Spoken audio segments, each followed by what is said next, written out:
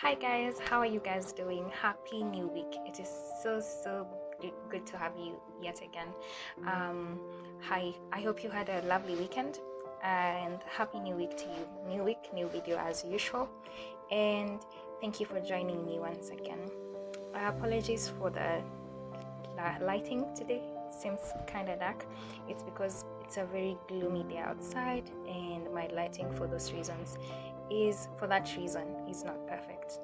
But thank you for joining me regardless. My name is Marie and I'm on a journey of becoming better in my communication, my spoken and written communication, and this is one way that I'm trying to get better. So thank you so much for joining me on this journey. I promise to make it worth your while by sharing lessons that I am learning or that I have learned that are quite impactful and that you should also know just as I have. So today has been a very gloomy day, and as is with many gloomy days, you don't get to do much. I, for one, wasn't doing a lot because again I wasn't feeling so well, but I'm better now.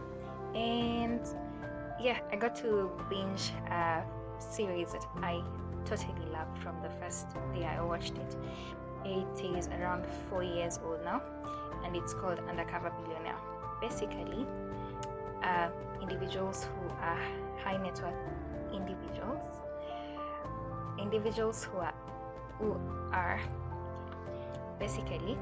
individuals who are high net worth are placed in different parts of the country or in different states of America where they've never been before, where they do not have any connections, where they're not recognized by anyone, and they're tasked with the assignment of building $1 million business in 90 days. Sounds very tricky, right? But for people who've been in spaces where they have made much more before, it might be kind of easy, except it wasn't, at least not as they had imagined. And it's a very interesting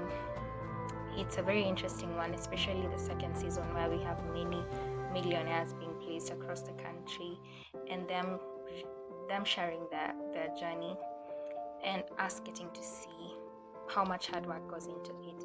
The panic sometimes, sleepless nights at the very beginning, the priorities, and not to mention they're only given $100 to survive on. $100, a phone without the contacts they would need from family and friends, and a truck or a car.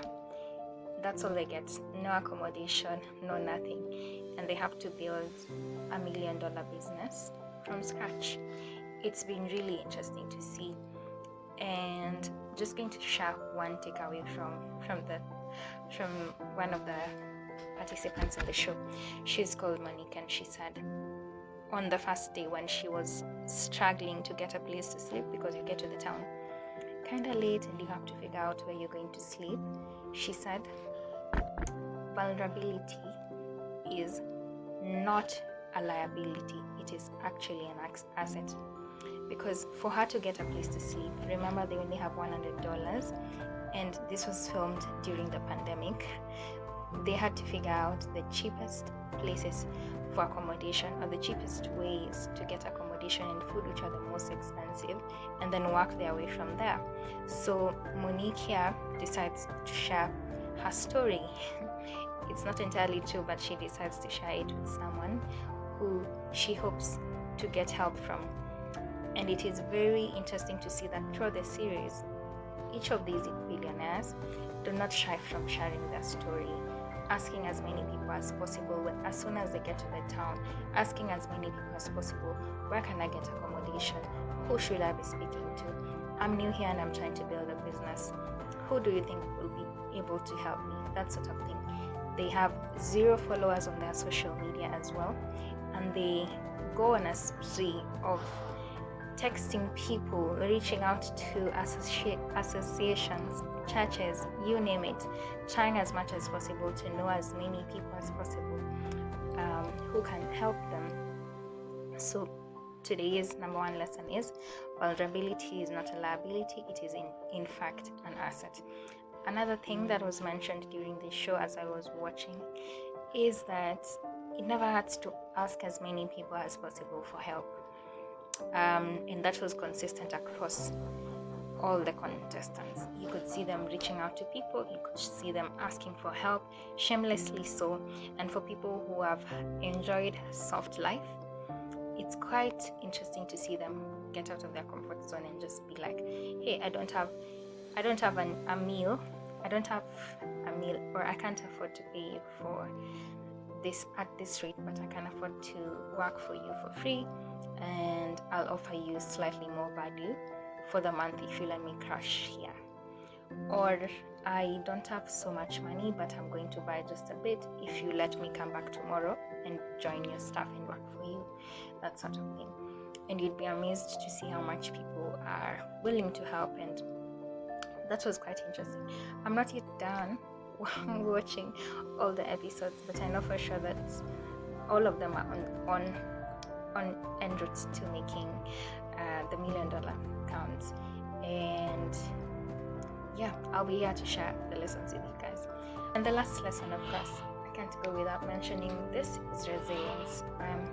If you watch the show, which I highly recommend that you do, you will take notice of this. Take note of this resilience. It is very obvious from the beginning of the show that each of these contestants is determined to make the $1 million mark. It shows up in how they're trying to innovate, how they're trying to pitch themselves, how they're trying to make or forge relationships in these strange lands. And the most reassuring thing to me has been seeing the people actually willing to help them. And maybe it's only unique to them because, well, they have cameras following them around. That's how we get the show. But still, people are really open to helping. And if you keep pushing yourself, if you keep pushing yourself, if you keep working hard, if you keep at it, whatever it might be, remember from when we said in the beginning that you always find a tribe. You will always find a tribe. It might be lonely for a start, but you will always get your people who see the vision like you do, people who are willing to support you even if they don't know you, people who are willing to take a bet on you and give you an opportunity to just prove yourself. That's it for this week. I hope you have a lovely rest of your week, and I can't wait to see you again next week. Bye.